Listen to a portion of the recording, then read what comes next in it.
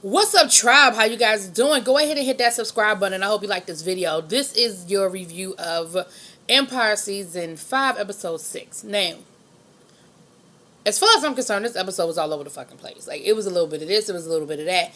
But it was a light episode. Well, parts of it were light. But we'll get there. We'll get there. So the episode starts off with, shit. Oh, I don't forgot what the damn episode started. My bad, y'all. The episode starts off with Cookie. Hakeem is in the booth and he's it sound like he laying down some fire. He ain't got no problems with he done figured out that whole chest thing, PTSD, whatever, because he is on anger. He is moving on adrenaline, and Lucius is there. You know, they done put the booth in the they done put the booth in the living room and everything, and Hakeem is just going for it.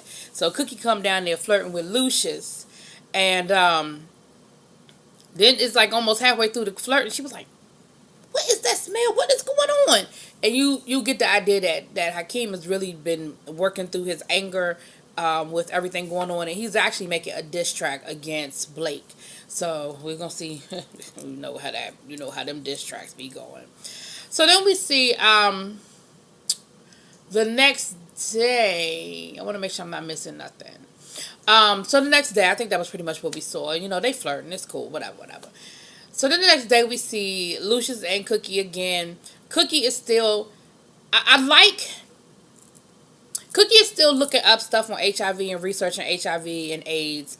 So what I like is that... Because last week, it seemed like they sort of wrapped up that whole Cookie having an issue with HIV really quickly. But what we see is...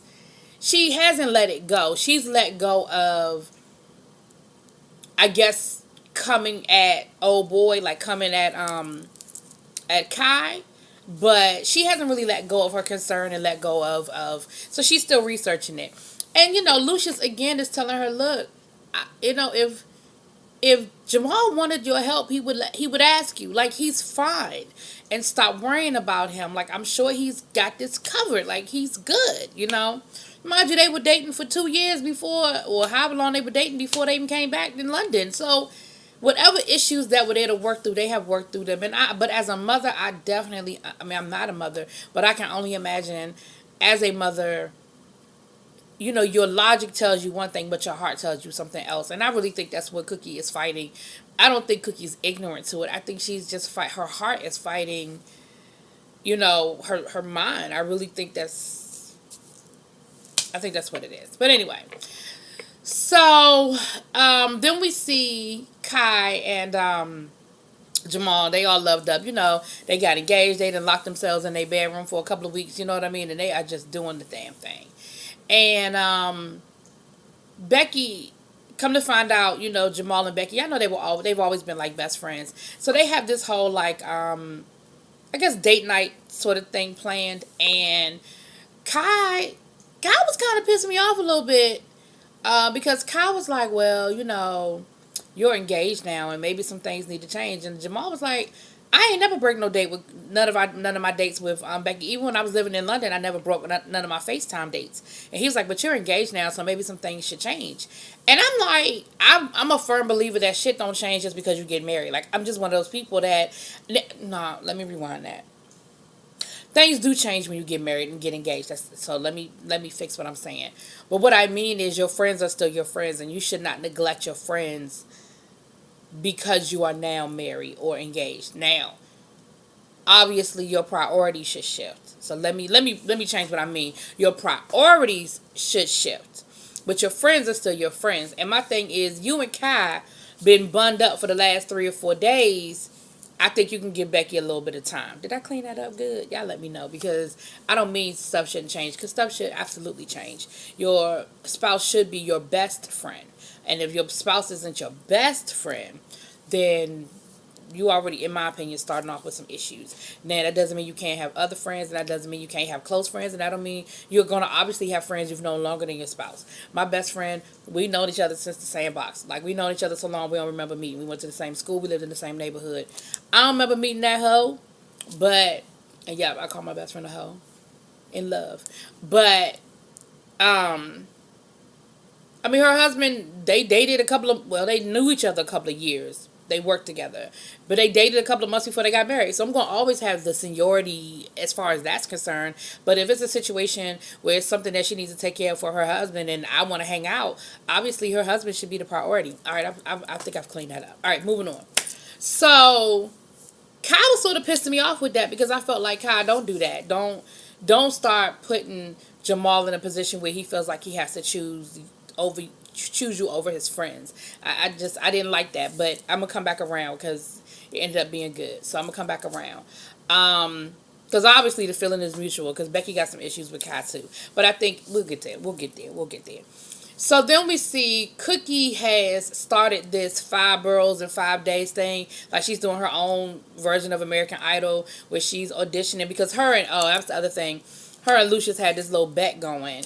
Who can sign the next artist? Because Cookie's like, look, that was cool that we had Mario and everything, but we didn't sign him away. Remember, we're in management now. We're not actually making the records. So we've signed him away. We got our little money off of that, and I'm sure they're getting their 10% because they're his managers or whatever. But her thing is we have to keep bringing in new talent. And Lucius was like, we got it. We good. Don't you worry about it. We covered. And Cookie like, yeah, whatever. All right. So they betting on, I mean, it's a nice little light bet on who could bring in the next new artist, that kind of thing. So Cookie is doing her Facebook Live or IG Live or whatever, and she's got, I mean, all these people out here that she's trying to decipher their talent, and it was a good thing, because Cookie was like, y'all know me, and all it takes is for one person to believe in you, and I'm that person, so let me hear what you got. And of course, her trusty sidekick is with her. What's my girl name? Y'all know who I'm talking about. Portia. Now, Portia's cousin comes to audition. Portia gives him an introduction that's hotter than the verse that the cousin dropped. I mean, Portia is rapping, and Cookie even saying, Portia, you've been hot, you've been holding out on me. And Portia was like, nah, I just got to give him time. She was like, see, that's why I don't give you no compliments, because you don't know how to take a fucking compliment. And I'm guilty of that. Y'all have people that you try to get them a compliment and they can't take the compliment. I'm guilty of that too. I'm trying to get better. I'm working on it. So, alright. So we have that. Okay. Now on the other side, look, I'm telling y'all this episode was all over the place. So now on the other side we have Lucius. Now Cookie out here trying to legit get some artists. Lucius trying to make some money. He done got thirsty to get him included in this high stakes poker game, right? I saw this storyline coming a mile away, but I'll get there.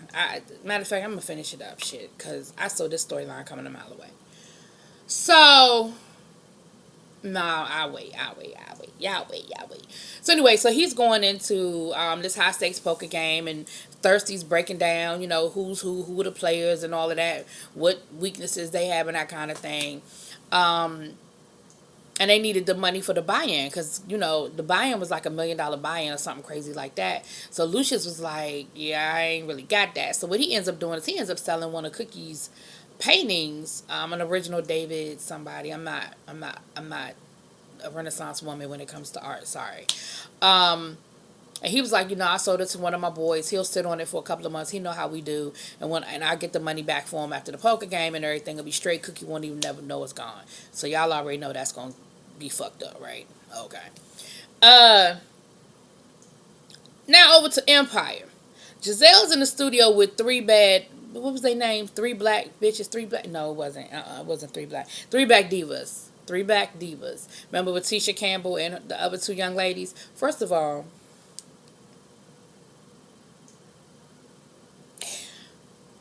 I have been a Tisha Campbell fan since Rags to Riches. Most of y'all don't know what the fuck Rags to Riches is.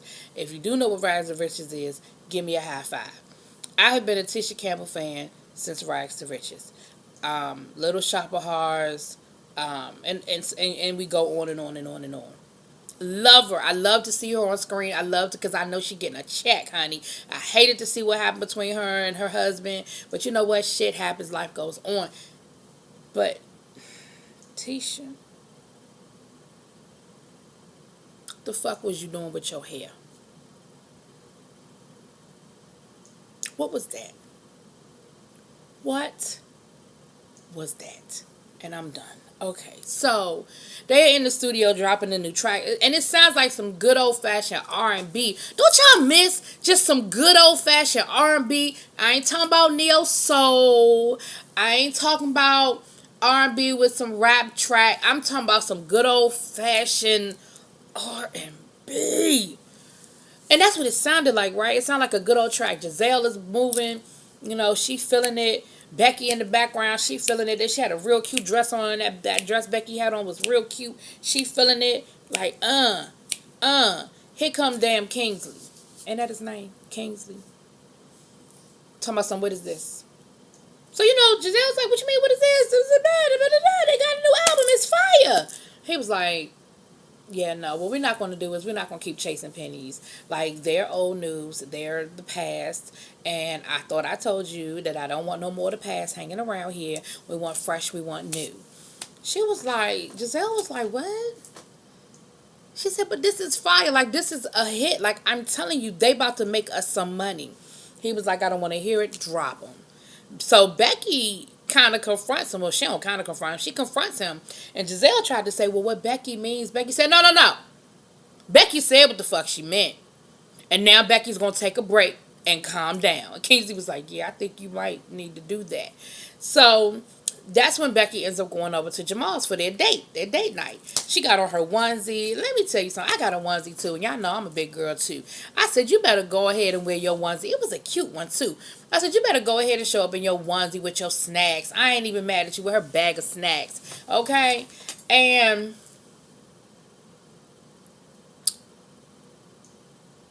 I'll get back to that. All right, I missed something, but I'm gonna come back to it. And Jamal, Jamal is happy to see her, but he acting like he ready for her to leave because Kai told him he had an hour. Now, I thought that was kind of fucked up. Kai told my son, you got an hour with Becky, and then I'm going to show up when I get back. If she's still here, I'm taking my man back to bed. See, I thought that was kind of fucked up. An hour? How you going to put him on a time limit to spend with his friends? What kind of bullshit is that? But, so Jamal was already acting kind of funky, and, Becky picked up on it. She was like, you act like you don't want me here. What is wrong with you? Because she was like, I had a bad day. I really need to tell you what's up. And Jamal was just acting real not interested. And so she was like, well, if you don't want me here, I can go. And she picks up her snacks, honey, and she about to exit stage left. And Jamal was like, no, Becky, come on. I'm sorry. And so they having their little date night. We'll get back to them because that ended up being fucking hilarious. Like, that was the best. For me, that was the best part of this episode was Becky and that damn Jamal on their damn date night. That, y'all, even if y'all don't watch Empire, just go watch that shit was hilarious. So the part that I missed was while Cookie was down to the park, hearing these auditions, Maya's mother rolled up on her. Remember Maya? Maya was Pound Cake's real mother. Maya was Pound Cake's daughter. And remember Cookie went and found her and she was at like Juilliard or something or for ballet, and she had this wonderful upper class life and was living a good life, whatever. So the mother rolls up on Cookie and basically lets Cookie know, look, Maya's out here wilding. Like, she is living, well, I don't even think she said she living with a dude, but she said, she had she was on Instagram smoking weed and all kinds of stuff. And basically the mother went to Cookie and was like, so I'm going to need you to fix it because she was fine till your ass showed up. Well, I guess that's fair. So Cookie went to go catch up with old girl and she's talking to her. And, Maya got an attitude. She got a little chip on her shoulder or whatever. And she's like, so my mother sent you. You're one of my mother's little goons. And she was like, well, if you don't want people to know what you're doing, you might not want to put it on social media. So, yeah, I'm here. So they're talking or whatever. And old boy shows up. The boyfriend shows up. Boyfriend is a trust fund asshole, for real. And Cookie peeps him from the word go. Cookie peeps his shit. And lets it be known that he ain't really feeling him. Lets it be known that he ain't fucking with him. So she leaves or whatever. She leaves my idea. So I'm gonna go ahead and finish this shit up. So the next day, later on, whatever, she gets a collect call from the damn jail. And Cookie like, who the fuck calling me from jail? Come to find out it's Maya. Old boy is using her as a mule, and she got caught up. And Cookie tried to let her know. Cookie was like, look, let me explain something to you. She was like, you not about this life. Like you, she said, I would have seen the undercover cop a mile away because I'm about this life. Like I grew up in this. This ain't you. You need to go on back over to Juilliard, go back to your ballet class, and go back and do what you know how to do. You're trying to be in something you don't need know how to be in, and you need to leave his ass alone. And so she was like, "You're right, I do. Will you go with me to go pack up my stuff?" Cookie was like, "Hell yeah, let's go." So they get there, and dude do what dudes do. Talked her into staying. So when Cookie come knocking at the door, like, what's taking you so long to come outside?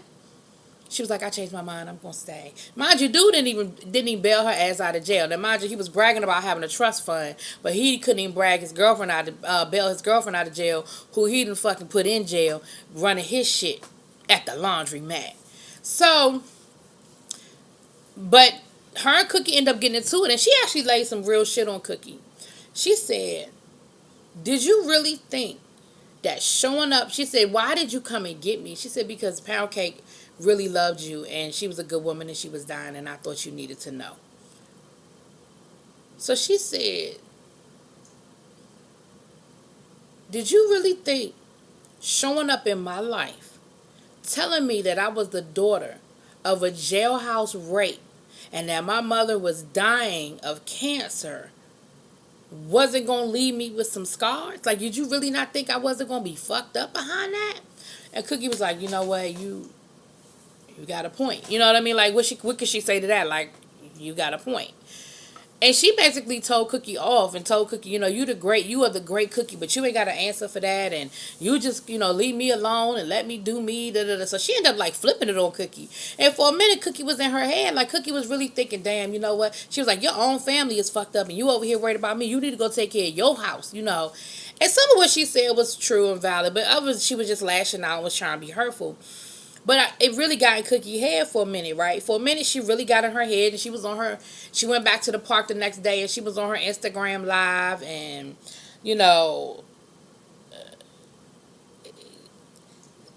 but then she thought about it, and she was like, but you know what, she hit it but I'm Cookie motherfucking lines. I know what I'm doing. I know how to make hits. I know when I hear a hit, and that's what I can do. And so she went back to doing what she was doing, right? So there was that. Alright. So I finished up there.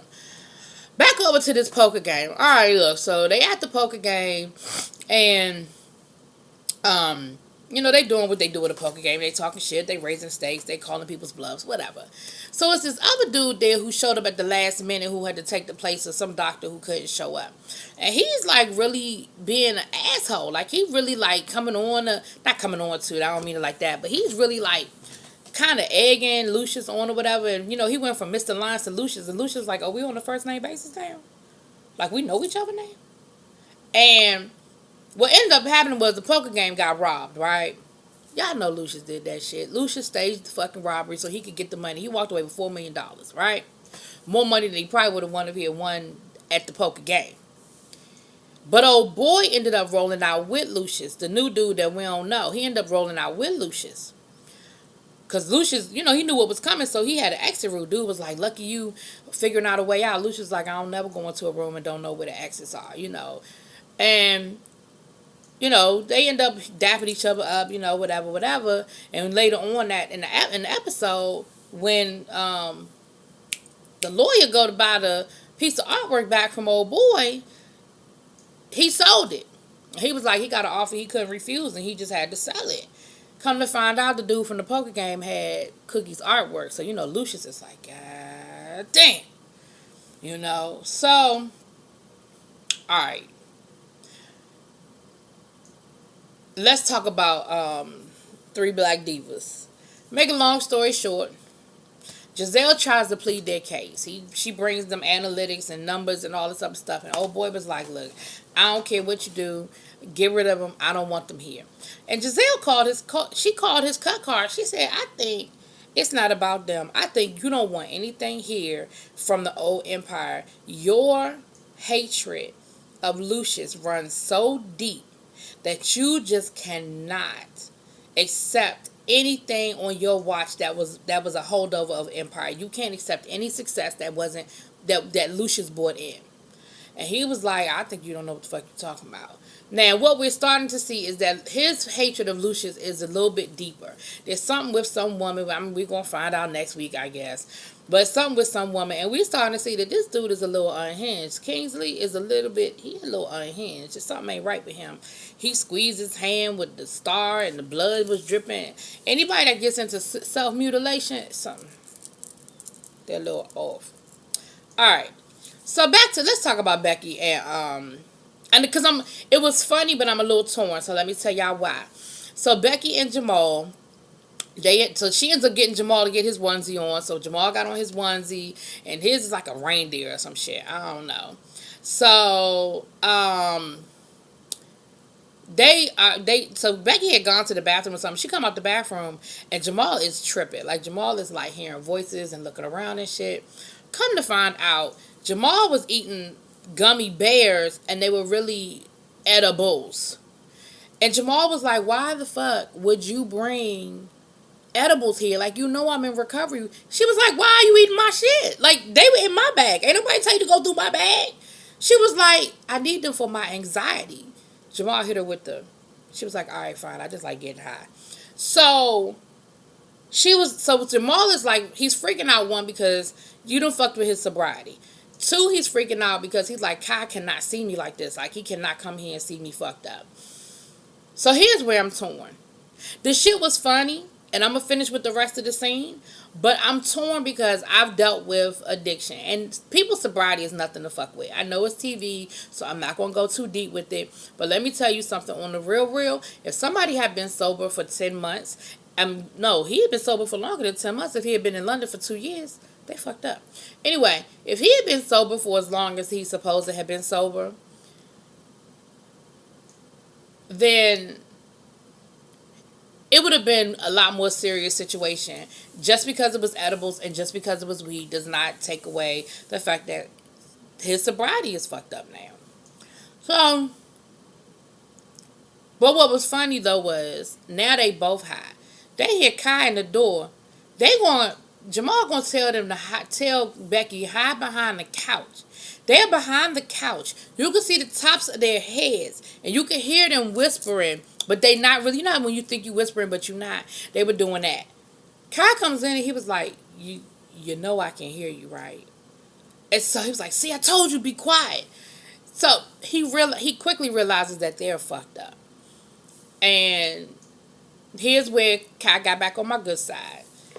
Because when he admitted what happened, he thought Kai was going to trip out or whatever. And like I said, I thought Kai was probably going to be mad too. Kai takes the bag of edibles, the gummies, and he eats some. He was like, I told you, we in this together. You high, I'm high. So then Becky takes some and she eats some more. Next thing you know, the three of them are fucked up, laid out on the kitchen. I don't know what it is about people sitting on these goddamn kitchen tables, but whatever. And they are just getting high. I mean, they are fucked up. Well, they're enjoying their high. They'd already got high. They enjoying the high. And so Becky, messy ass, gonna say something about, she said, let's play truth or dare. So she talking about some truth. I like Jamal's ex-boyfriend, Michael, better. Yeah, Jamal used to be a hoe. Jamal was out here hoeing. So, of course, Kai was like, what kind of shiggity is this?